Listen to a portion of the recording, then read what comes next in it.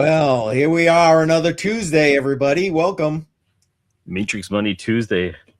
Yes, sir. How are you doing? Everybody's excited because we got this guy back. Wait, this guy back here again to come and chat with us. Joel, welcome, man. Hey, how's it going, everyone? It's been a nice day. This will be the third show I popped into today, but it's also that 3 goes along with the 3 times I went out to clear snow from my driveway vehicles today. So 3 matching, eat 3 meals, have 3 coffees. It's a day of 3s. Yeah. How bad did you guys get it in your neck of the woods? Probably not nearly as bad as where you're at, but it was a couple feet. I just know we're right in the same spot there. We got about 20-ish inches. So yeah, I just know when I was pushing the snow off of my car, when I pushed it off the roof, then it was a flat line from the roof down to the hood. Yeah. So it piled up enough to where it was all like that. So, and again, I don't think I get any sympathy from either of you guys up for all this because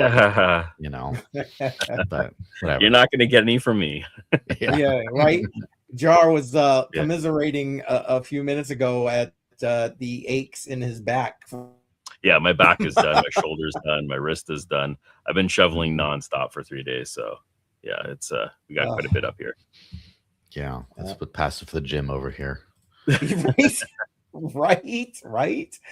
Oh, well, welcome everybody. We're going to be talking a little bit about what was said in Davos. We're going to talk about the USAT coming out of Tether to comply with the Genius Act.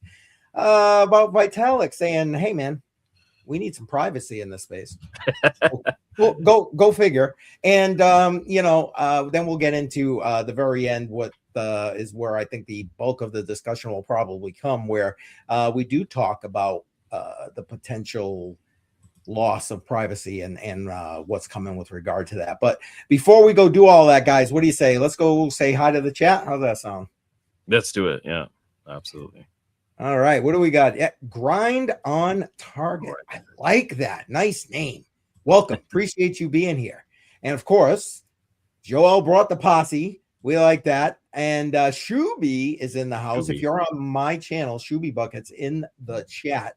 Appreciate you being here, Shub. Shub, please tell me in the chat, have you got power back yet? No. Man, he was 36 hours without power at this time last night. Wow. Okay. So all right. I'm hoping, dude, that you got the power back. Let's see. Damn it, Dave is in the house. Welcome, Dave. Welcome. All right. And what do we got? Drunk. Was that I-99? Drunky. I was going to say Juicy 999. Yeah. All right. Yeah. Welcome. All right. Welcome. Appreciate you being here, man. Let's see. Should be saying, I wish I could shovel snow instead of yeah. No doubt, man. No doubt. I get it, man. And privacy Dex coin. Yeah, well, we're going to be talking privacy coins there. You know what? Let me just throw this out to start with here. Did you guys see India saying, time for these exchanges, no more privacy coins in these exchanges? I mean, like that's going to matter if you go to a decentralized exchange. But what do you guys, how about we start there and then we'll go into some of this other stuff. What do you think? Yeah, I'm definitely not surprised at all. This has been an ongoing issue over there, and just announcing something they're already doing right now. So no shocker at all. Damn. Yeah, I would say it's like the Lord of the Rings meme. You have no power here. Yeah, that's like it's the same type of a thing. It kind of reminded me of like for anyone who's been in the crypto space for a very long time, there was always the Bitcoin mining ban in China. And then finally they sort of did it, and then the hash rate materialized elsewhere and everything was fine. And then same thing of like, oh, getting delisted, it's a big problem. And then every crypto that's any good, at least, kept on getting delisted everywhere. And then eventually it just didn't make a dent. And then like the big one was like the Binance delisting, where Binance delisted Monero. And you think if you're off Binance, you're cooked. Oh, right. But then they price dumped pretty hard. And then it got back. And then Firo, which is a very much smaller cryptocurrency, also got dumped by Binance not too long after. dump, but then back up. And it's like recovered. Yeah. You can't even kill the little ones. So now it's just like no one's really afraid. I think the big factor though has been this last quarter or so with everything going crazy. First of all, you've had some dexes like the Maya protocol, which of course Dash is on, which is fantastic, as well as Zcash. And then Near Intense added Zcash. And so you had a ton of easy access there. But the big things no one's liking to talk about is the perp dexes, like Hyperliquid, Naster Dex. Yeah. They, at least Hyperliquid has perpetuals for Zcash, Dash, and Monero now. And I think Zcash was one of the first ones of the just during that big pump. But like in middle of December, Monero gets on, the price starts going nuts, and like I think that they're starting to do volume that's bigger than a lot of centralized exchanges. I think that Hyperliquid perpetuals, I heard someone say, does more volume now than OKX perpetuals. So really, like now it just that's it. That's the new exchange. The old exchange still exists, but like this is really, as someone who talks to at least 2-3 new businesses every single day, trying to pitch them why they should add Dash or being pitched or whatever. My strategy is very different now. I don't really care about any centralized exchanges for the most part. It's only like partially because Dash is in a lot of them already, but also it has to be strategic. Like, what can I get as a result of this? And like, if I get on Gemini, can I get a bit license? Those kinds of things, big strategic pieces. But other than that, I just don't care. Like, it's a lot of work. They always want like market makers or integration fees, or something like that, and then they can just delist you for no reason and not tell you why. Like, I'd rather get into some sort of a DEX protocol that just can be used anywhere, and then just get as many of those as possible. That's the future, and I think that that's really it. Where you have Europe is banning all privacy coins middle of next year, probably from custodians. Is that right? Okay. Yeah, the new AMLR, unfortunately, again, me dealing with lawyers and stuff, which is it's not great. But then it's that, then there's India, and then there's Dubai, and there's all these places, but like it just no one cares anymore, which is beautiful. It is beautiful, and I'm hoping that kind of spreads. And I just wanted to highlight this, Shuby, man. I'm so sorry to hear this, man. 60 hours without power. I mean, now in fairness, he did have a generator, but I mean, even with that, holy cannoli, man. I'm so sorry, Shub. Take care. Be safe, man. Be safe. I'm gonna grab the link and throw it in the chat. Okay. Link for joining? Oh no, for the stream. Doobie's got a request for that. I'm not sure if you saw it. Oh. Yeah. Okay. Because of X. I see. I got you. Well, while you're doing that, let me kind of frame up what we're going to be talking about, the articles we're going to be touching on. And let me just say, for those who are on YouTube, the links to everything that we're discussing, or Patreon for that matter, because we're also on Patreon right now. The links that we're going to be discussing are all in the description. Make sure you go ahead and check those out, including the one we just talked about with India. So go ahead and check that. But basically, I started reading a bunch of stuff because, again, I'm in this stuff 24/7 pretty much. And I started seeing a few articles and stuff like, the U.S. is, blowing smoke at Davos. And then Tether with their Genius Act compliant stable coin. And then I saw the article we just referenced about Vitalik. And then, of course, the final article we're going to go through, where it's, okay, maybe this is the next battle that's going to be waged in crypto. And I started kind of piecing it all together. I'm like, damn, they're walking us this way, or at least that's what I felt. Maybe you guys will tell me I'm crazy, and I'm okay with that. But I'm okay with that. But let's nice gentle push. That's what it is. Hey, man, don't need to be gentle. Let her rip. Let her rip. Okay. Like when she says that. Yeah. I love it. Set me up for that one. I'm sorry. I did. It was like right there. Softball. Yeah. Oh man. All right. So the Patrick Witt, a White House advisor, basically talking at Davos, an interview he had with CoinDesk about talking at Davos. And basically, I'll just go through the points here and then we can kind of go into the next thing and then hash it out a little bit. The administration aims to strike a balance between traditional finance and the new crypto entrants, okay, and create a symbiosis where they can coexist. The customer benefit, there's customer benefit from this competition, and the president renewed his pledge to establish the U.S. as the undisputed crypto capital of the world. And then it goes a little bit further into what was supposed to be going on. We know about the Clarity Act going through Congress right now, et cetera, et cetera. And again, to me, a lot of what's there and what was said seems very much to me to be more of the same with regard to the Trump administration. Again, let me just touch on this and then you guys can, again, tell me I'm crazy here. But then I saw this and Tether unveils, and this happened today, USAT stablecoin for U.S. institutions. And basically, the tokens issued by Anchorage Digital Bank, which is, I think, the only crypto bank right now, right? Nationally chartered, et cetera, et cetera. USAT is intended to comply with the requirements under the Genius Act. And basically, this was disclosed at the end of 2025. And here we are. That's where they brought Bo Hines out of the Trump administration and brought him over to Tether. And then right here, the official launch, et cetera, et cetera. I'm not going to read through this whole thing. But to me, those things are very telling about where they're trying to move things. Here you are, you're telling everybody what you're planning on doing with the plumbing of the crypto system. And now you're doing it with the Genius Act and with stablecoins. Okay, I'll shut up now. What do you guys think there? I'm going to let Joel jump in here because I know he has a little bit of an opinion on.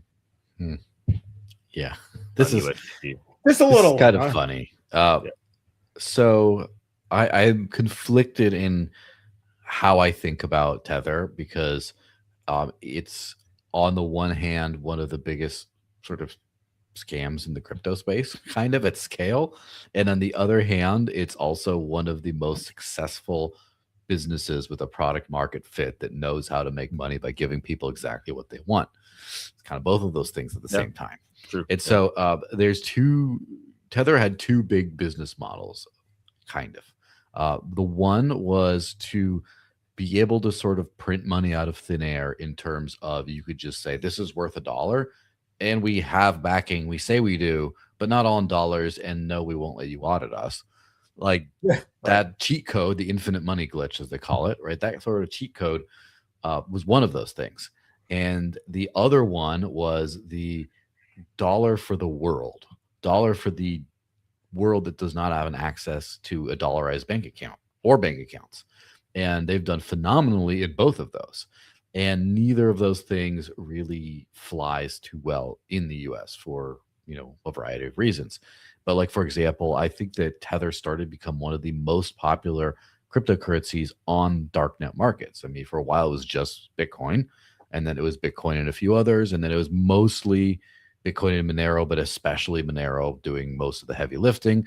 And then Tether started to eat into Monero's market share because it was just easy, liquid. You could just do, even though you could surveil and actually censor Tether transactions, it was just so globally available that you could, it was just more useful. And so that's kind of the market share. But the US being like one of the largest crypto markets right now, again, the crypto capital of the world, loading. If you're being excluded from that market, that does really suck. But so then Tether had, a dilemma, as they say. On the one hand, just embrace the darkness, be the sketchy dollar of the world, do all that stuff, and just say, we don't need the Yanks. On the other hand, like reform, leave your like old mafia business behind and like open a restaurant, metaphorically, right? Just do the step into the light and be reformed. And they said, ¿Por qué no los dos? Like, let's just do both. Let's just do Tether, USDT for, USAT for the streets, USDT for the sheets. That's kind of the way they decided to do. Why ruin a good thing? Yeah. So it's genius the way they did it. I don't think I'd look too much into it of the administration involvement, other than just Tether's smart and they knew they had to buy off someone to get good treatment.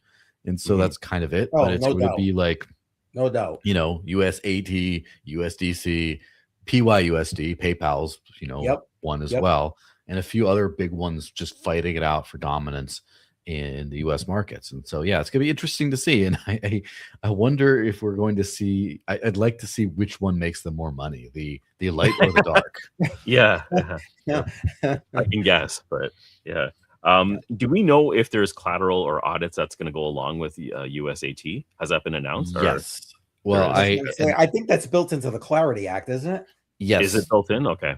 They have to have like dollar for dollar bank backing in bank accounts, and they have to have regular audits. US according to the law. Okay. Yes. Okay. Or I think I know they're buying treasuries as well. Okay. But like it has to be dollar equivalents. It can't be like gold and Bitcoin and other weird stuff. Okay. So it's by the law they have to do that. So that now they just have like the separate storefront. It's just like the Breaking Bad, the car wash business, and then they got the other business in the back. Right. Yeah, I mean, nothing new under the sun. There you go. And I just wanted to put this up there. There you go. Go Pats. If you're doing the football thing, and welcome, by the way, Electric Batman.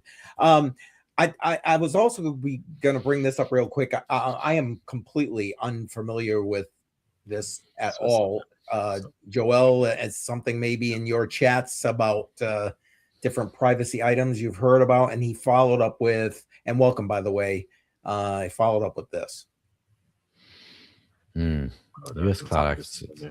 I am completely unfamiliar. Yeah, I'm not familiar with the Swiss subnet specifically, but there's an interesting sort of conflict happening between the US and one of its former appendages, Europe, which is it's manifesting over tech, where X is, of course, the relative bastion of free speech. Again, certain terms and conditions apply, but as far as centralized stuff, it's about as good as it gets.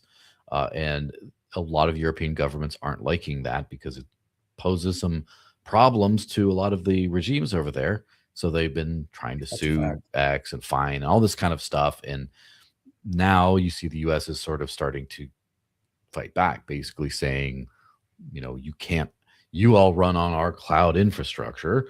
We're going to go start doing that. And so now Europe is scrambling to figure out a way to deal with that. I think that temporarily, at least, that's definitely not good for business for anyone's side, right? Just we do better with global cooperation.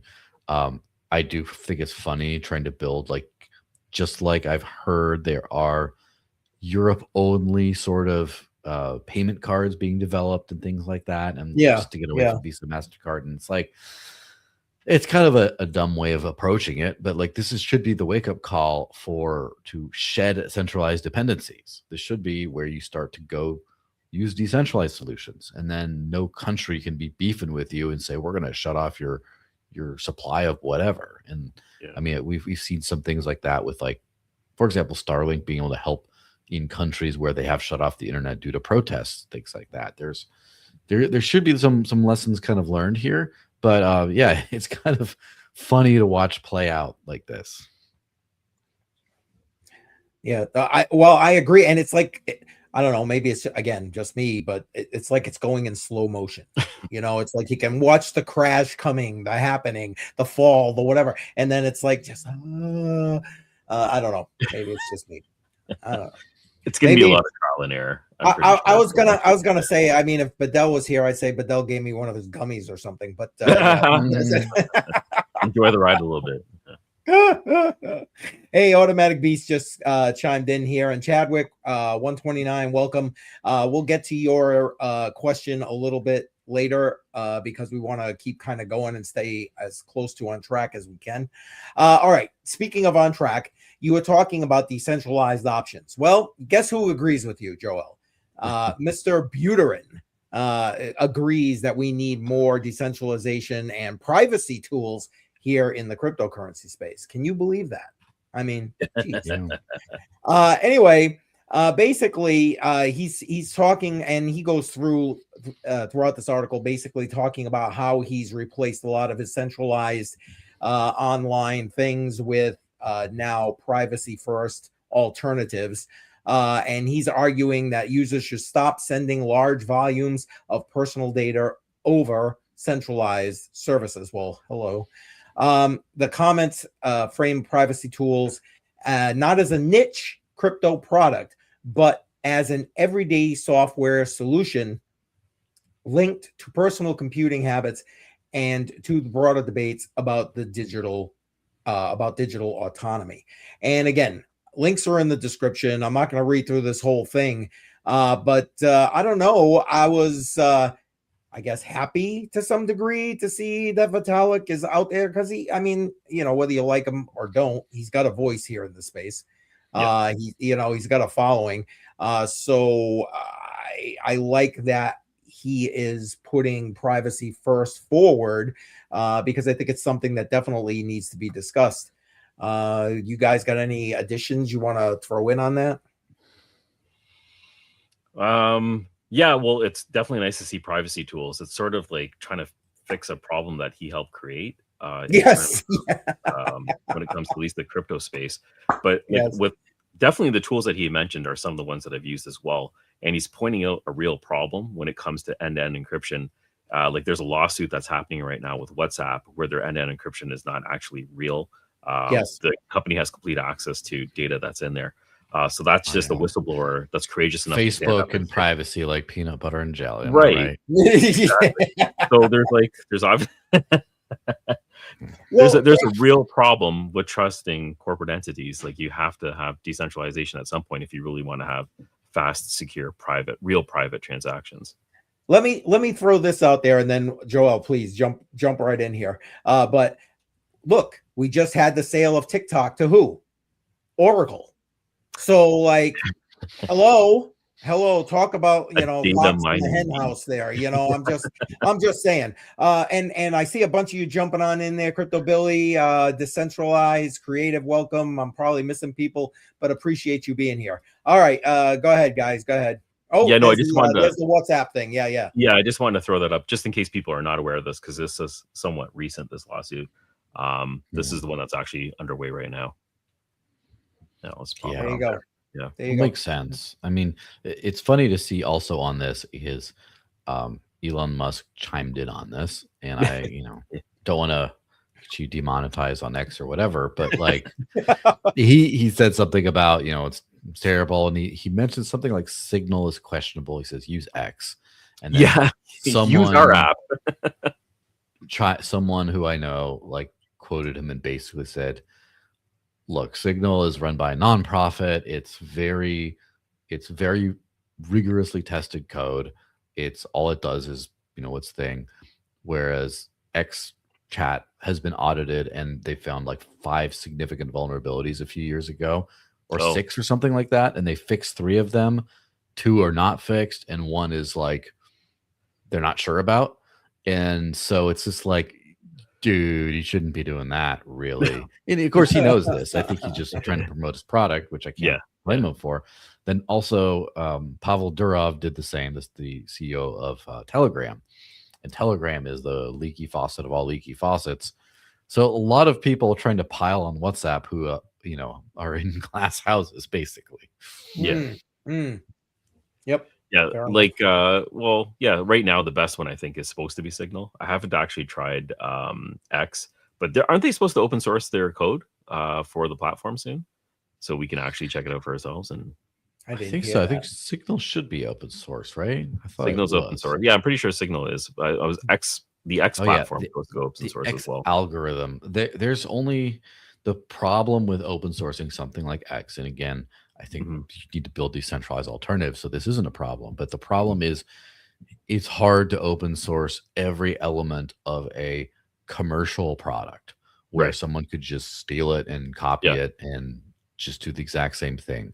And even the best open source apps don't always have everything open source. They just have like the crypto wallets. They have all the fundamentals, all like the basic thing, all how the wallet works, but all the little bells and whistles from third parties that help you do other things. You can't really open source those things, or you could, but you know, so yeah, there's only so much you can kind of do. I think I do like, again, no one in the past in central, like Facebook's not telling you their algorithm. They're not telling you how things work. X is kind of telling you, and then it's better than nothing, right? Yeah. There you go. And listen, we need more stuff on the blockchain, decentralized stuff like this. I was literally talking about it last night on the stream I was on, saying like we need more decentralized social media options here in crypto. But listen, we don't.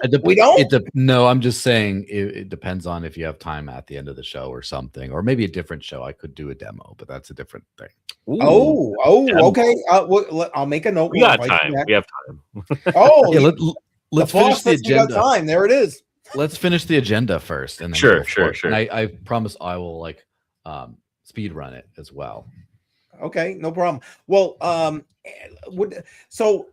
I mean, I'm going to assume you guys agree with what the base of what Vitalik is saying about needing like decentralized privacy options here in the space and so on and so forth. Is there any that you would say, yeah, man, check this out? Especially Joel, any that you would, because you talk with all these developers, that kind of thing. So that's why I'm kind of pointing at you here at this point. Yeah. So for crypto transaction privacy, that's kind of the most familiar thing. I would definitely say any of the top privacy coins will work pretty well. I have to say probably Zcash has the most ironclad privacy right now, if that's your number one thing. And again, this is me as someone who is, financially incentivized to say something else maybe, but again, we're working on it. We're working on catching up in some ways. There's some stuff that can't say yet, but if you just use the privacy function of these things, you don't use KYC, like you give up your ID, and you protect your IP address, your network level privacy by using a VPN or like Tor or something like that. And then there you go. That mostly will do your job for you. And I think obviously there's so much I'm glossing over, so many variables about. Yeah. But for the average person, just like use Dashless privacy features, use Monero, use Zcash, use Xano. Firo is another really good one. And then if you're using these EVM type chains, I know the folks at Railgun, if you run it through the Railgun contract, you have some pretty good privacy there. There's a couple, I'm not nearly as familiar with the Solana ecosystem, but I was talking with a couple today that do the same kind of stuff. It's like a zero knowledge contract. If you run it through Solana, you can do those things, but just do your research on that. And that mostly will do most of things. The thing is, things get really weird when you start trying to be like a ghost, like secret agent man there.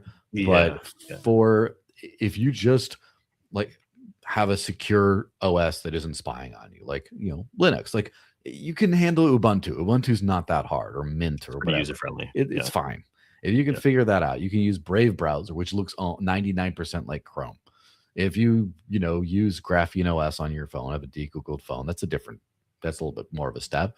But if you use those basic things and then just do this, 99% of people won't really be able to see anything. It's only state level actors and stuff. And just removing all that data from collection, where you're just being like mass collected all your data, you say something and then TikTok picks it up and hits you with ads on Instagram. Like, where did that come from? You just do the basics, and I think that you're going to be much, much better. Facts. I agree. Yeah. He named quite a few. This is the other problem, is convenience makes me lazy. So it's hard for me to switch over to a lot of these privacy apps that he was talking about. There's a hurdle, right? There's a little bit of a hurdle of just getting used to the functionality, getting used to features that may not be there. And for convenience, it's there for free when you use Google services and stuff like that. But yeah, privacy comes with a price. He named quite a few applications like Fileverse. I've never even heard of Fileverse. I probably should have known that one. But there was quite a few in that list there. If people are looking at that article of some apparently very solid applications to use daily. Have you heard of a lot of the applications, CCM? Or are you currently using any of them? I didn't even hear Fileverse either. I had to go look it up. To be completely honest with you, a lot of I don't store my files in their decentralized cloud anyway. I have a gapped drive that I put my important stuff on, but the stuff like VPNs, we've talked about it. We've had them on the show. I use Deeper Network, love it. I've used TorGuard in the past. It's good, for what it is. Those are my things that I use to promote that privacy aspect of things. Absolutely. So let's go to this last piece, and then we can beat out some of the rest of this. Okay, crypto's next battle for privacy is for privacy, and it says the other part of this is the chicken and egg problem that regulators are facing.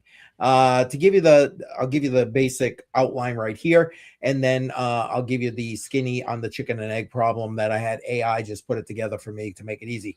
Anyway, financial privacy is becoming the next structural battle in crypto, and neither governments nor technology are fully prepared for the mass digital surveillance or large-scale privacy.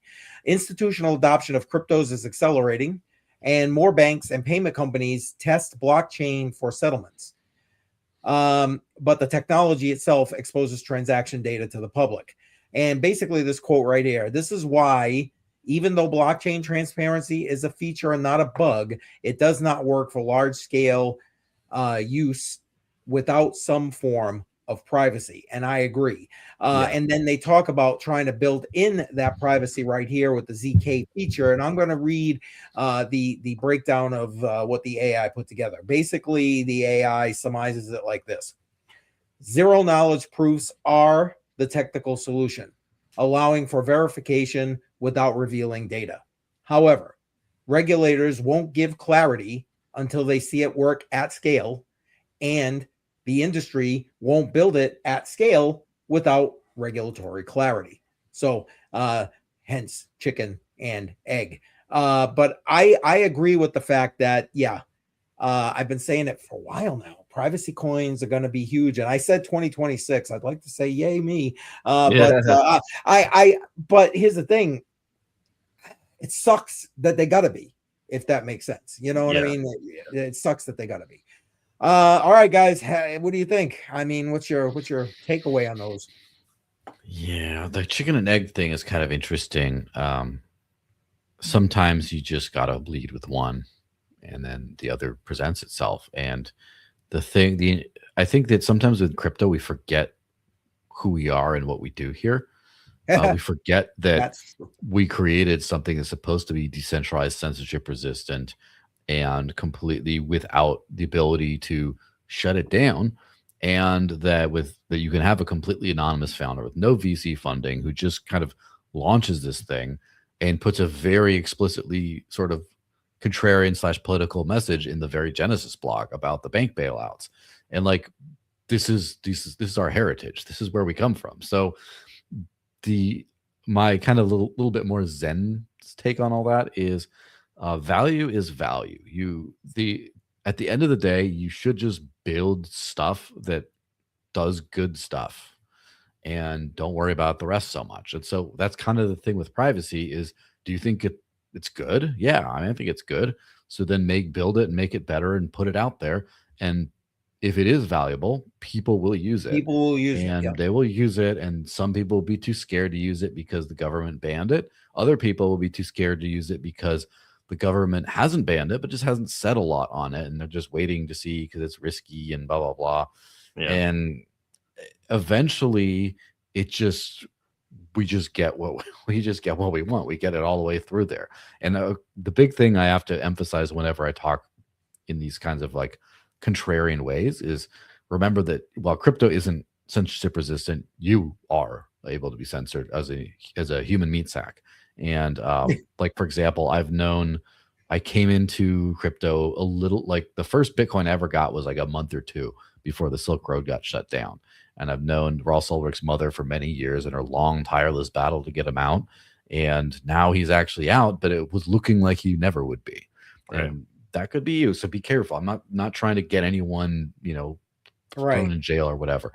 All that being said, where we are today is unthinkable 17 years ago. We would never be thinking that any government would tolerate a different kind of money just being out there that they don't control, because every last one, they sent the founders to prison. Right. It's every last one. And people don't remember that, like, even Peter Schiff's father died in prison for writing books on the tax system. And there's like a lot of progress we've made. We've decentralized so many things because we just built fast, got tons of users, got tons of, well, not enough users, got tons of capital, got a bunch of other stuff. And eventually the government just had to be like, all right, you can do it. But we want you to keep these guidelines. Let's write it up.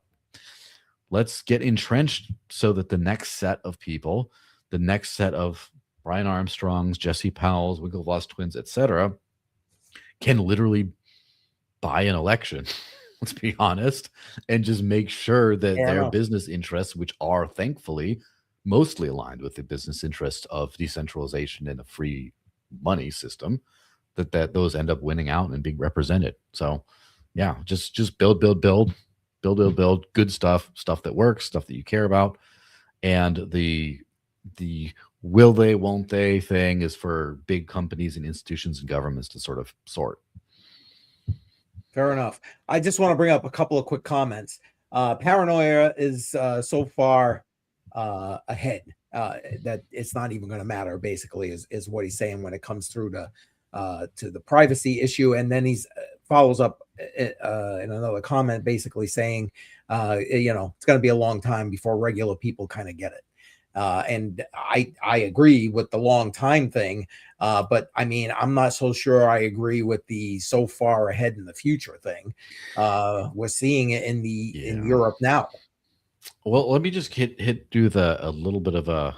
I'm very much of an optimist, as you can hear. Like, obviously, I think we're doing great, but let me hit you with the dark side of things. Mm-hmm. The AI age has really changed things forever. Where if you think about how like privacy works, you think about any little tidbit of information about you can give everything away. So, and for a while, you could just use crypto, and as long as you didn't tell people it was you and you didn't KYC, no one knew it was you because they just didn't know how to look. But now just about every single pattern can be analyzed. So like, let's just say how many, you can just bulk analyze all public blockchains and say, all right, which ones originated from US IP addresses, which ones originated from these ones, and you just sort of collect that data set. All right, timing analysis, what time of day, what time zones do they correspond to? So if someone's like sending it like 4 a.m. all the time consistently from a US IP, it's probably a VPN user. All right, put that in that bucket. And then you're like, okay, this amount here. Well, we know this came from Binance in this amount. And then it went dark, but we kind of think that there could be at most this much money that got withdrawn in Litecoin, let's just say, from all exchanges at some point. And then, well, as soon as you start to like cross out some of those, then you're like, well, this group, this has to be that one person because of this. And then someone's social media post says, you know, hey, thanks for the Litecoin, whatever. And then they timestamp it, figure out where you live. And okay, correlate it all. There we go. We got a profile. And you can just do that over and over and over again with compute. You just start running it all through. And it's not like, oh, the LLMs are out now that can do this.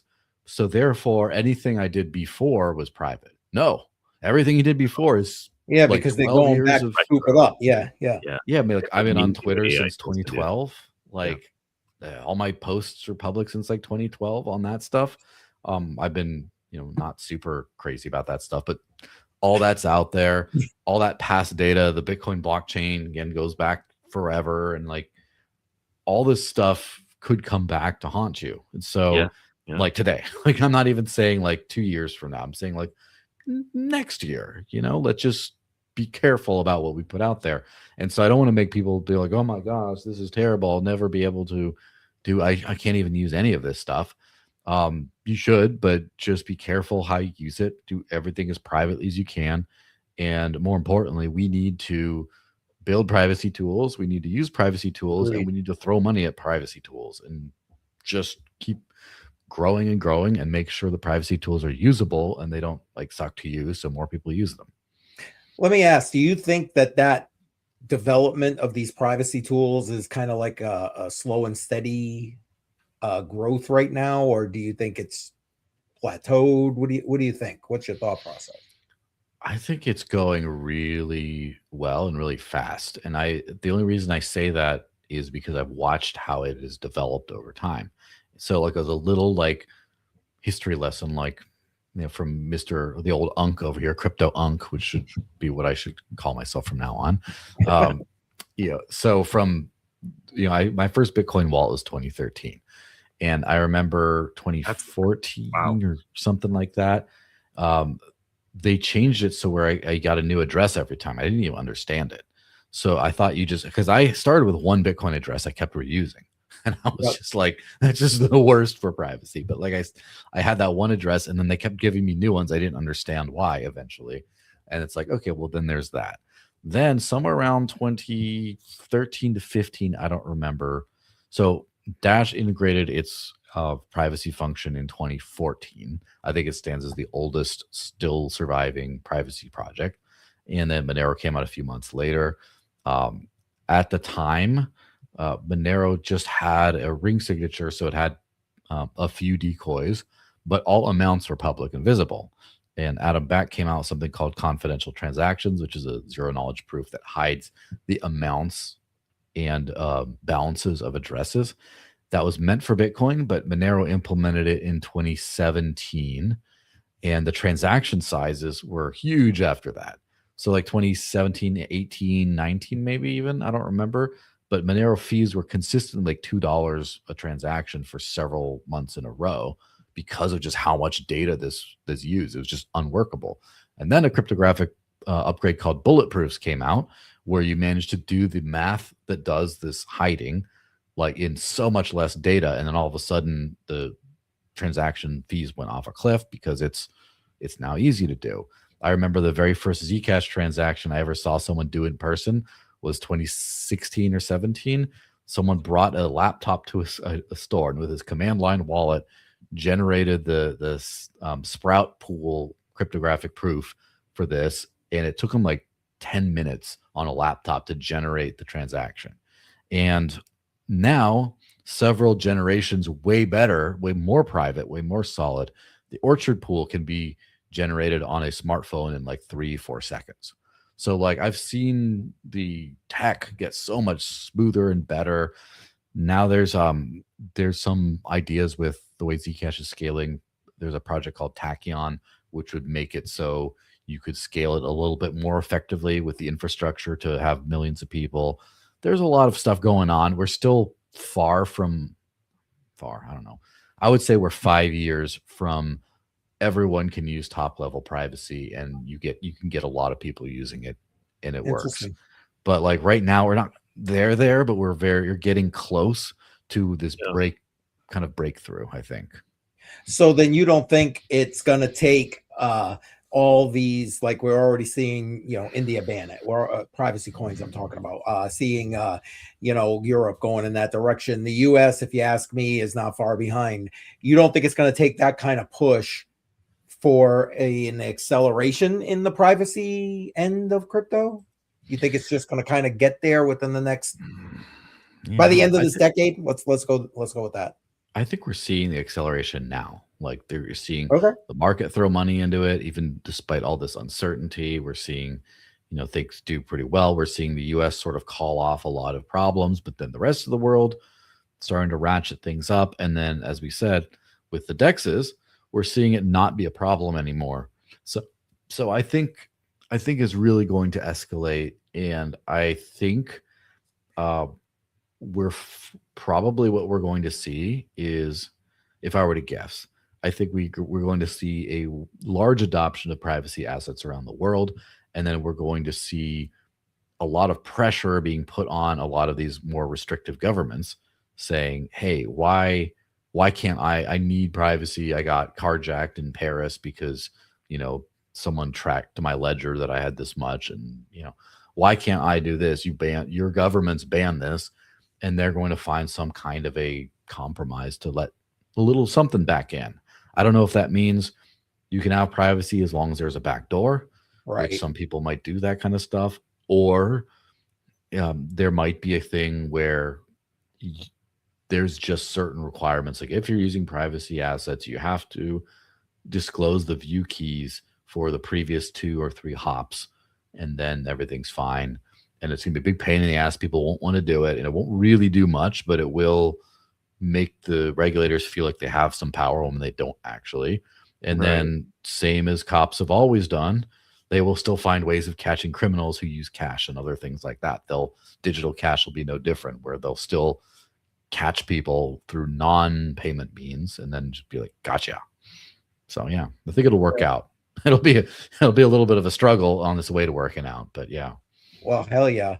It's going to be an interesting few years. I would love to see that timeline before the end of the decade, frankly, but I get it. I get it. Technology can only go so fast. Jar, I've been sitting here like stepping all over you, brother. Feel free. No, it's fine. It's absolutely fine. When he was talking about just the use of AI, of filtering data and able to just take samples and sort of eliminate by just the process of elimination, and then layer that with social credit scores and everything else that it could be used alternatively, it gets scary. Like my head was just going down the wrong path as he was talking about this, and I'm thinking about the worst outcome, but there is definitely a positive outcome. And I like what you're talking about with these the ZK and everything else that we're going down that path. 5 years is still pretty far out. I'm wondering, things could still change in that timeline as well, couldn't they? Yeah, there's a lot of technological breakthroughs and advancements in math and cryptography that could help. I think the problem is, maybe the big problem I would say is a lot of people aren't using crypto at scale, and there's a lot of still intentional throttling of crypto. Like Bitcoin and Ethereum still have like a couple transactions a second, and that's it. And they're just not interested in changing that really. And then you have like, there's still this sort of idea where if you have a Solana or something that it has to be sketchy to do those volumes. I mean, I think Solana is a little sketchy, but for other reasons than just the volumes. The tech seems pretty cool. And so, yeah, there is no backdoor to real decentralization is absolutely right, that we need to kind of focus on that kind of stuff. And I think the tech is sort of ready at scale to get pretty far. The thing about, like, I don't know if you've heard of the blockchain trilemma. It's kind of it's sort of a misnomer in some ways. And first of all, you're not always limited by those things. You can advance technologically to where all three get better at the same time. Yes. But also it's not necessarily 3 points. It's more like 4 points. I like to call it like a quadrilemma, because you could do, security, decentralization, scale, but then also features, or what are you scaling? So if you have something with no privacy, you can have it very decentralized, secure, and high scale. But then when you add in privacy, then that starts to like draw down on the scale part a little bit. Or when you start to add complex computations like smart contracts, that does put some strains, and then makes you have to kind of wiggle it around a little bit. But ultimately, you can make technological breakthroughs that expand all of those points. And I think that right now, if you wanted to do privacy at scale, you might have to do some trade-offs, but not for that much longer. That's the next few years where I think we'll figure it out. It's not that we can't do it now. It's just that the trade-offs are kind of ugly and clunky right now. Clunky. Yep. Let me ask you this. Okay. This is probably, I should ask at the end here, but so if you were like, I have people now starting to approach me all the time with like, hey, I'm kind of new, I'm learning, but what would you suggest where I put a few dollars? You know what I'm saying? What do I throw some money in?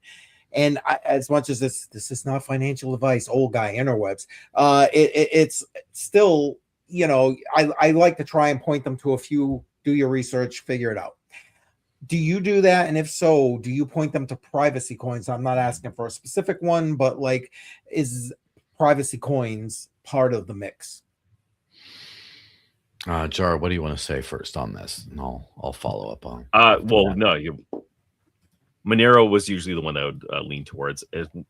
Crypto in general, I don't like to give advice to newcomers in the space because I've burnt a lot of bridges when it comes to me putting out my opinion on specific coins. So it always falls into, I give the top 5 cryptos that are on exchanges and do your own research. And I usually just leave it at that. I don't really like to dive into DYOR, baby. Yeah, because a lot of the coins and projects I dive into are extremely high risk, and majority of them just go to zero. So I don't like to talk about the projects I'm actually involved in.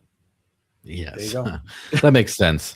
I am not an investor, so for me, I've just earned all my crypto, and I think sometimes I think I should make more conscious decisions of where I allocate it, but it tends to just be based on utility, which at the end of the day might actually be the smart way of doing things to begin with. So my thought process is, I think of what is cool, good, and useful. Like, okay, does privacy is a big thing? So what does privacy? Sure. Is it also decentralized? Does it, etc.? All like whatever, cool feature here. Oh, this cross-chain DEX lets you swap instantly from that's valuable, whatever. You do this collection of like, the tech is cool. And then there's also, I would say it's like half tech is cool and half, are there a bunch of idiots involved, or are there people who know how to build something people want and sell something, like take it to market? And so probably the thing where now that I'm thinking about it, I'm sort of reprising something I said on the other show earlier today, but it's basically, if there's like an overlap of those two Venn diagrams, tends to be like the sweet spot, right? Where you have like, let me just give a quick example of like two cryptos that are very good, but one more than the other, maybe a little bit. And I don't want to make like I'm talking smack by saying this. One of my favorite projects that's outside of Dash is something called Firo. Used to be called Zcoin. What I like about that is it has a very high level of privacy, is zero knowledge privacy, and it also has instant transaction settlement with that privacy, which I think is like one of the only ones that does it. That's not that, it's not Dash, but Dash doesn't have like the zero knowledge type stuff yet. And so it's kind of ahead of its time on that. Has a lot of the same things that Dash does as far as like security, a hybrid security model, a bunch of other stuff. It's got some like built-in username feature. Oh, it's got a lot of stuff that I would be like, this is one of my top contenders as far as like tech. But it's also like a very small project that has been sort of relegated to, a lot of like Southeast Asian users, but like not a lot of integrations and things. Whereas with Dash, it's in everything now. And half of it was because I worked really hard at that personally, but the other half was before that. Like there's just on exchanges, payment processors, spending tools. And then there's people that are willing to like work hard to push it up. And so I would say both of those are like really good from the tech perspective, but I spend a lot of my time working in the Dash world because I see growth trajectories. And so like Solana, for example, has a lot of great tech. It's got a lot of stuff I don't like the centralized roots of things, the high VC allocations. And there's just a lot of other stuff that I'm just like uneasy about. But at the same time, they have sold and built stuff on and gotten tons of users. And it's like, well, I don't know, that kind of have to grudgingly go along with that. And so that's kind of my mindset on that, is like, what is good and useful, and then what is being actually hustled and pushed and effectively, and then just find a crossover there somewhere, and that's probably going to do pretty well. And that's what I have to say. It's not just privacy coin. This last year has been great because for my own personal like ego / X cred from all this talking smack I've been doing, because it's not just the privacy assets, it's also OG coins. Like Bitcoin Cash has been doing really well compared to Bitcoin this last while. You've had stuff like Digibyte's not really a privacy coin. They're doing decent. Decred sort of slipped in there a little bit as well. That's like there's a bunch of these OG type projects that are all going in, and like it used to be the top 20, 30 or first page of CoinMarketCap was like pure slop, just nothing good. And now it's like a lot of ones that I have some kind of respect for are like coming back up, and I'm like, yes. But that's like the fundamentals kind of thing. I think you cannot outrun fundamentals. And the last thing I'll say on that is there's a reason why dino coins, as I call them, are kind of making a comeback, is because it's really hard to replicate, not impossible, but it's hard to replicate a lot of the decentralization elements that they have baked in. So like, for example, you have Bitcoin, no VC, no nothing. Litecoin, no VC, no nothing. Dash, no VC, no nothing. Monero, no VC, no nothing. And then you got like Zcash, which is like, well, you had some people, that's the Zcash is like the turning point of like, you needed to have some corporate interests and money to get something off the ground. And then Solana is like, according to one of those Clarity Act versions going through the Senate, the criteria would put Solana as a hybrid CFTC SEC overseen asset, and that the distribution and everything was so crappy that the SEC has to be involved. It's like a semi-security. And so like, but Solana did well, but it had to have all this VC capital. So like, I don't know if you could just start a decentralized project that doesn't have a bunch of people pulling the strings in the background. It's hard to launch that in 2026, I think. So yeah, the OG ones sort of got this like, it's like the last train. They got on the last train out of decentralized land, way out the station. Oh man, I don't know if you want to take a second to give your opinions. I know you've talked about Litecoin and Mimblewimble in the past there, Joel.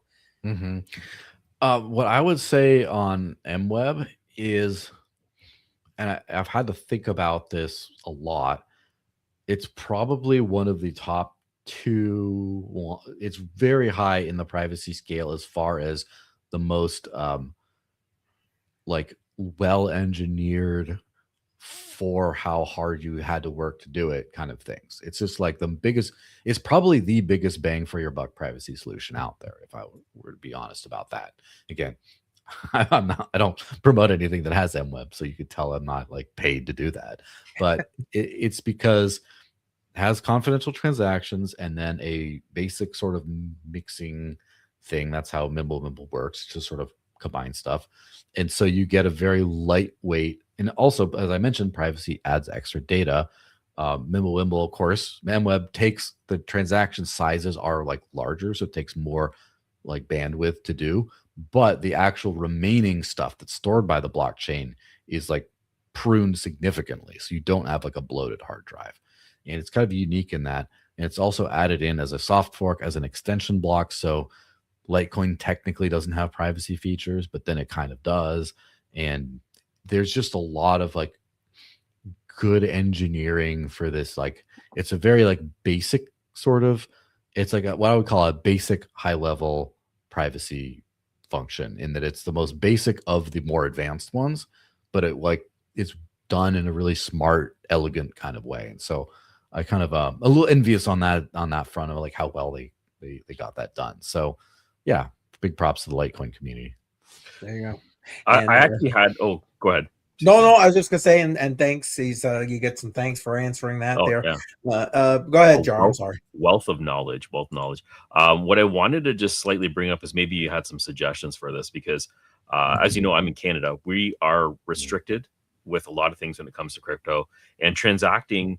One of the tools I recently used was it's called the CAS card. It's a Visa credit card that you can preload it with a stable coin, and you can use it. You could use it anywhere. And I was using it for the last couple of months, and then I received this email letting me know that because of regulatory requirements, they can no longer be processed in Canada. They're shutting down all their operations here, and basically my card is now done.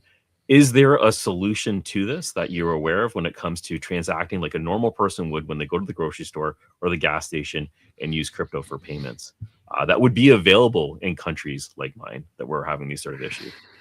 Yeah, there's trying to think about all the best way of like describing all this. Everything I would say would be a little bit more Dash like bent because I've had like an active hand in like pushing this. So just my knowledge on that is better. There could be some other things. First of all, if you don't, there's a reloadable private Dash card right now that the problem for Canada would be a Forex fee. And if you don't mind a Forex fee, if I just want to be able to spend it, then it's no problem. But it's a Zebek they've been making a lot of splash. In fact, they're I think World Liberty Fi, whatever it's called, is using them for their stablecoin stuff or something. I don't know. I didn't look too far into the announcement, but there's a Zebek carbon card, USD denominated. You can load it with Dash, and I don't know if it'll let you do it from a Canadian IP address, but you know what a VPN is, so that should be fine. So it's private, and you can also reload it, which is very rare in the crypto world. So that's kind of like the old steady.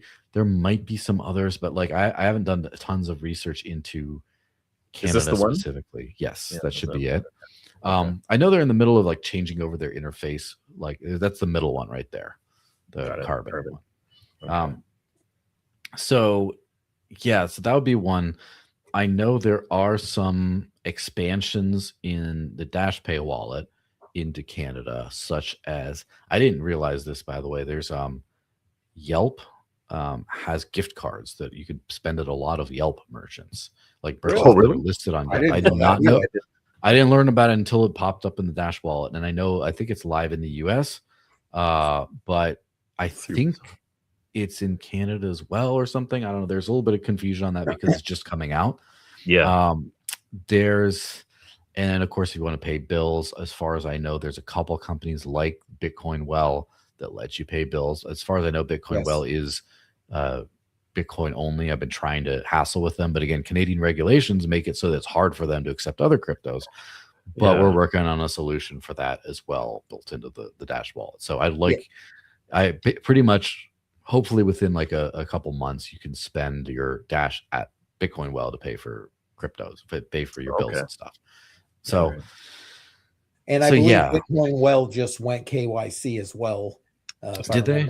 I'm pretty sure they did. If you want to operate here, they pretty much have to. Yeah, they were surprisingly not KYC for a very long time. Very long time. I was using. A matter of fact, that's what I was using to pay fiat and transfer it into crypto. And then they said, nope, sorry, can't do that no more because we got changes coming. Next thing I know, I was starting to see emails about KYC and all this other stuff. No. Needless to say, I don't use Bitcoin Well anymore. So there we go. Yeah, well, so to pay bills, it's really hard to escape that. There is one company called Zipdo that does no KYC bill pay. I don't know if they support Canada. They did not last time I checked, but could check that out. Let me see. I think Spritz. Spritz, as far as I know, is US only. I think they have cards which might work in I don't know if they could be Canadian denominated at least. Yeah. But let me see. There's this. There is an interesting. I'll maybe use you as a guinea pig if you don't mind, because there is a company that works with some Dash entities called Piggy Cards that has a prepaid private card that is, I think, denominated in CAD. So maybe that'll work. I'll send you the link and you can tell me. Let me just look at it. Say, I'll send it to you in the private chat to see if you want to check it out later. Again, if I was in Canada, I would try this out and just be able to show for real. But it could be a solution. And oddly enough, like some of the more hardcore crypto spender people that I know are in Canada as well. So I can probably bounce. Well, they found a way. Yeah. I can bounce my knowledge off of them too. Okay. Yeah. And that's the hard part, is that there's a lot of people that want to do it. It's just the access and the restrictions are always there. It's always an extra hurdle. Getting a prepaid Visa makes it very simple because Visa's accepted everywhere, or MasterCard, or whatever credit card is. Getting a gift card is very specific to one location and how you can use it. That's the restrictions, right? When you want to use it. So there's just a lot of time that's going to take for us to get over that hurdle here. I think this is the one that you were talking about, right? Picky cards.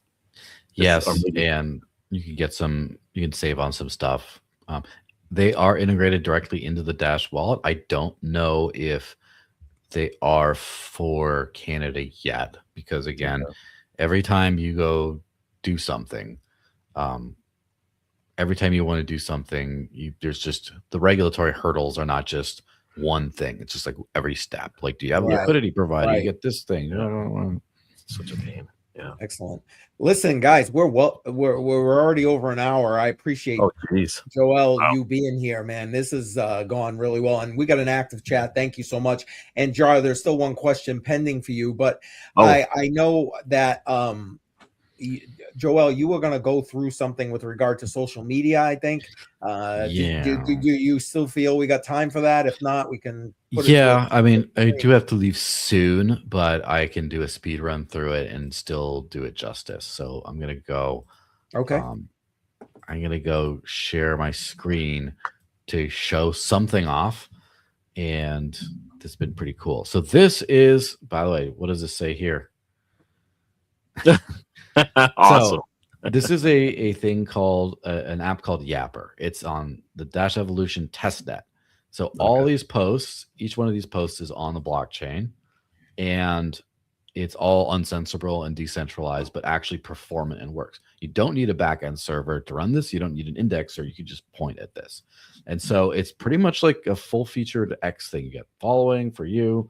You got all this kind of stuff. You have nothing spicy is in here, but this is, by the way, the last page to be optimized, but you have end-to-end encrypted DMs that are on the Dash blockchain as well, which get, and you can do some really cool stuff, such as I registered all these usernames on the blockchain. And so unlike X, where you just get one, you can just have a bunch of them in case people don't know how to look you up. And so you can do CryptoJar, the Jar Man, Jario59 or whatever. Jario, I like that one. There you go. It's a Mia Jario. Have that too. Just whatever you got. You can just stack them, and then someone can look up any of these and get there. The cool thing too is you can add a tip address, and someone can just send you money right there. Nice. And so same thing with someone like this person. You can tip them directly with a message. You can also send to a different address, etc. So it's like decentralized X that does a lot of cool stuff extra. And we're going to really be like pushing this pretty hard, because it would be really interesting, because also, let me look at the settings. If you use the Dash Pay wallet, you can add people as contacts to pay them, and you can send private payments to username and contact lists on the Dash network. And if you use that same wallet, private keys, whatever, to get into this Yapper app, you can just press this button and it finds all your contacts you already pay and sees if they're on here, and you can auto follow them. So it's like a whole marriage of everything. It's like rapidly catching up to X, but plenty past it in terms of like the monetization things. And of course, you own all your own data. It's all online. If they take down the website for whatever reason, just a different URL points to it, and it's all there. Your contacts are there, all the threading for everything, it's all there, and censorship resistant. And then the second part of this, who remembers Open Bazaar? I don't know if you remember from back. Oh my goodness, yeah, I do. That's old school right there. Yes. So Yahoo Finance, CoinDesk, it was a big deal, right? Open Bazaar was the successor to the Silk Road, sort of, in that it was not a website, but it was a decentralized protocol for commerce, and it got a lot of hype and stuff. I think they raised like 9 million, which was massive for like 2016, like as far as crypto is concerned. Like, and now 9 million doesn't make anything. Yeah, it was really cool. People loved it, all that stuff. And then unfortunately, Open Bazaar shut down in 2021 because they could not make it really work at scale. Everything was too clunky. The infrastructure sucked, everything like that. The indexers, you had to run your own indexer to like let people search for items and stuff. And it just, the tech was too early. Well, guess what? Into this Yapper thing, there's a whole decentralized e-commerce platform built in. Oh, in fact, I put one here too. This is my own personal compliment store. Pay me and I'll DM you a personalized compliment. You got a small compliment, whatever. Add to cart. Yeah, I don't want this Dash shirt anymore.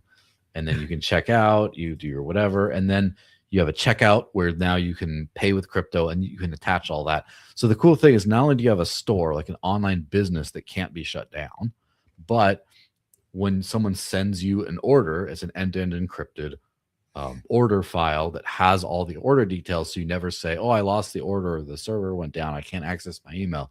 You got it.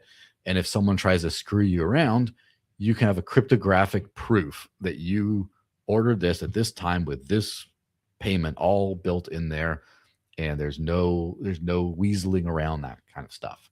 And so it's hasn't been published to the mainnet yet because there's just some stuff being worked out, but you can manage your orders, your shopping cart. You can mark them as like Splowak, he paid me something, I gave him a compliment. I said he's a very handsome man who works for your party. He smells good too. And here's the payment. And this is again all on the blockchain. And once you can go to the testnet.platform-explorer.com and look through all the transactions. You'll see all this here. And again, the stuff is private though. But the point is, especially if you don't have a physical store, if you have you could run a clandestine legal advice clinic, for example, right here, where people could just put in or say, hey, this is what I have. And then you pay them, and then you just get the receipt, which has the legal advice. And then, hey, you're practicing law without a license, whatever. Who's going to shut you down? You can't be shut down. Not this saying you should, by the way. I'm just saying that's right. Yeah. And so you could run like a coding thing where people are vibe coding all over the place now. Unfortunately, they get bugs a lot of time that Claude can't fix. And you could say, help me with my vibe coding mess. And you can just sit in your computer with this completely decentralized thing and just fix people's code anonymously for money all day long. And that's there you amazing. go. Anywhere in the world. And it can't be shut down. And again, $9 million to build Open Bazaar, and it couldn't work. This was built over this function of Yapper, the store one, was like the last 3 or 4 days as a side project of one of the main Dash developers. That's insane. That's the cool part, is that you can build apps really, really easily on this thing. And I mean, obviously I'm bullish on Dash for lots of reasons, but this is a cherry on top. So yeah, I just thought I'd drop that because we mentioned decentralized social media. I'm like, how can I come on here and not show you that? Right. So now you said it's still in testing and so on. Can anybody go into test, or you got to get invited or whatever? No, it's open. It's Yapper, yp.pr. And you go there and there's a sign up process. Just the one thing that there's an extension wallet that's being worked on. It's like a MetaMask style thing that'll make it all easier. So just bear with us with the whole, when you create an account, having to save your keys, just save them in Notepad somewhere and just plug them in as you want. It's not real money anyway, but you can register a bunch of usernames. You can password encrypt your private key, so you can log in with the username and password, but the password is unlocks your key. It's stored on the actual network, so you don't need any other stuff. And then you can just start posting and using, and just try out a test store. You can find me on my many pseudonyms. Yes, many names. Yes. Which ones I got, like the Desert Links, TDL, my full name, Linksy Boy is the one I started with on here just to be funny. There's I'm also the Desert Linux. Just look me up. You can send me a DM, and I do check it several times a day, even though it's on testnet. Just hang out and chat, and we'll see what it can be like. It's interesting. Nice. I know you said you need to head out pretty soon. But we've got stuff we've got to talk about with peeps before we all head out.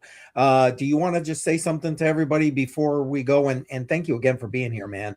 I know you're busy, and I called you last minute. Really appreciate that. So thank you. Yeah, no worries. All I would just say is, the only way you really know what works and what doesn't is by using, and therefore you really should start using crypto for everything you can, and if you find out what works and doesn't really fast. So as a curious person or as an investor, I think that makes a lot of sense. But also, I think that we are coming on an age when a lot of the centralized elements of the world are starting to hurt us. But we have decentralized alternatives we can use today. So start learning how to do privacy tools, how to use crypto to pay for stuff, how to use decentralized tools for this, that. Start extricating yourself from the system today, because you'll get a head start on everyone else. When the social credit scores come in, or whatever you want to call it, when that happens, if you're not on the list, that's going to be so nice. If they're this actually happened. A friend of mine who actually was running marketing for the Shapeshift DAO. He just got debanked like 6 months ago. They closed his bank account, personal and business. Thankfully, he was already earning a lot of crypto, so he had a toe in there. But I helped him with the rest of the thing. I can't be debanked, because what are you gonna do? And having a head start on that just makes you so much smoother into this new world. And that's just I would say, just like start getting moving on trying stuff out. Cool. Beautiful. Your perspective is super valuable. I'm really happy to have you on. Absolutely. Yeah, thanks very much for having me. I got to go bake dinner, or the missus will be angry at me, and then I lose. We don't want that. We don't want that. Yeah. Hey, man, thank you very much. Thanks again. I know it was last minute, and thank you for being super flexible. Appreciate you. Yeah, no problem. See you guys. Bye-bye. All right, take care. Well, that was amazing. He is very amazing. Links to all of his contact information, except all that yapper stuff we just saw, is in the description. So go ahead and follow Joel. Jar, what did you think, man? Pardon me? Said, what did you think? Oh, that was a lot. That was a lot to take in.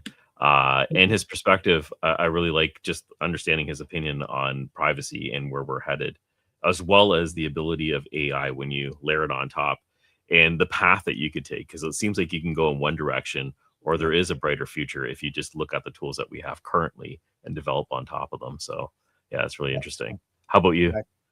I thought it was great. And like I said, as I was reading this stuff, kind of piecing it all together, and I'm like, man, it definitely comes to what I've been saying, privacy coins. And it's not like I own a tremendous amount of privacy coins. I do use Dash on a regular basis. You know that I've talked about that. And but like privacy coins, I definitely have a small bag of Monero. I have a small bag of Pirate Chain. Happy with those. I'm kind of just holding those aside for when I really need to use. You can't find me. So but I as much as I'm sad that it's coming. In a way, part of me is glad it's coming, because we need to pull some of the power away from these governments. Yeah, it seems like one way or another, this is going to be happening now. Like, it just seems like it's already cut into the road, and some decisions have to be made. So exposure is everything, and hopefully people are doing their own research and just understanding the different chains that are out there that can help them with this transition. Yep. Amen. So there was one question. I don't even know if they're still here, because this came in pretty early in the stream. But I thought maybe you'd want to address it. So yeah, I can address it. There is quite a few. Maybe I'll just show. Just give me a second here. My website, because I actually made a list of a few of them. Oh, there you go. And Chadwick, hope you're still here, so you can hear this. If not, hopefully you come back and get the answer here for yourself. Yeah. And one thing thank you to everybody that's been in the chat. You guys have been amazing in the chat. We've had near 250 people between X and YouTube. So appreciate everybody. Yeah, it's a really good turn up today. It's actually, this is more of like referral codes, but I'll just quickly show it up here on the website. There's quite a few dApps that are on the Seeker phone that you can earn with it. One specifically over here called Token Run is the one I've been talking about a lot recently. And the reason for that is you're earning crypto almost immediately When you sign up, you get 20 or 25 geo tokens. And with that, as you're exploring the map and exploring different hexes, you're opening up treasure chests, and you're earning Bonk, you're earning Tesla X, which is on the Solana blockchain. It's a decentralized version of the stock itself. And you can earn a whole bunch of different tokens just by using the app. So there's quite a few of them out there. I made a list, and I'll put this link down in the description for people to explore if they're using their Seeker phone. One other thing I wanted to mention is I'm doing a live stream tomorrow at 1:30. Yeah, so I'll be addressing everything related to the Seeker phone. I know we didn't really talk about it much today. There's been a lot of interest, especially because the token dropped last week and it exploded. My prediction was to just go above a penny. I was just happy if it went above a penny, because most users with their allocation would at least break even with the cost of the device, which is about $500. It exploded. It went over 5 cents. Wow. At the peak, if you were in the sovereign category, you're close to cashing into $40,000, which is a hell of a lot of money for anybody. It doesn't matter where you live. $40,000 is a lot of money for using a phone. My category, which is called Luminary, at the top end, you could have made $4,000. I staked half of mine. I took some. Obviously, I can't time the market, so I was just taking what I could to cover the cost of the phone. But it was explosive. It was very interesting. There's a lot of attention on it. So tomorrow on my stream, the mainnet, which is going to be at 1:30 p.m. Eastern time, I'll be diving into it in depth, and I'll be exploring everything along that as well. Yeah. Oh, I'm looking forward to seeing that, man. I didn't realize it went thanks that for coming high on last week. Yeah, no. Hey, listen, man, you gotta support. You know what I'm saying? But I honestly forgot all about it, so I'm glad you mentioned it just now. So seeing you started with that, do you have anything else coming around over the next week or so before? No, but last week or the week before, I talked about putting out a video, a how-to guide of setting up an AOS node. I did release that. I released it on Monday. Super simple node to set up, and you can earn with it. Not a lot, but the potential of this Deepin project is quite extreme, and I think it will do very well in the right market. So you can stack the coin by running one of their nodes. The utility and the usage is minimum requirements are fairly low, and I think they have an application for almost every operating system that's out there. So you can go ahead and check that out. But that's what I have so far. Simple. I watched the video. It seems simple. It's point and click, especially for Windows. Double click, it's like running any other application. And you can, one thing I didn't point in the video that I should have mentioned is that you can schedule it. So say that you have a low performing PC and it's using the resources that you don't want it to use. You can actually schedule it to run after hours, and then it just runs then, and it shuts itself off when you're going to be using it during whatever block of time. So it's a nice feature that I didn't point out that exists there. Nice. Yeah. And what about yourself, CCM? What do you got going on? Let's see. Tomorrow morning, 11 a.m., I got my next premiere in the Crypto Mindset Minutes series. Now, the beginning of Crypto Mindset Minutes, so pretty much the entire month of January, I was breaking down sound money. So what are the principles of sound money, gold, silver, Bitcoin, etc. Breaking that all kind of down. And now I'm transitioning into starting to break down the aspects of the fiat system. I'm calling this next segment the core mechanics of fiat money. So it basically I'm gonna break down stuff like the Fed. I'm gonna break down stuff like inflation and so on and so forth.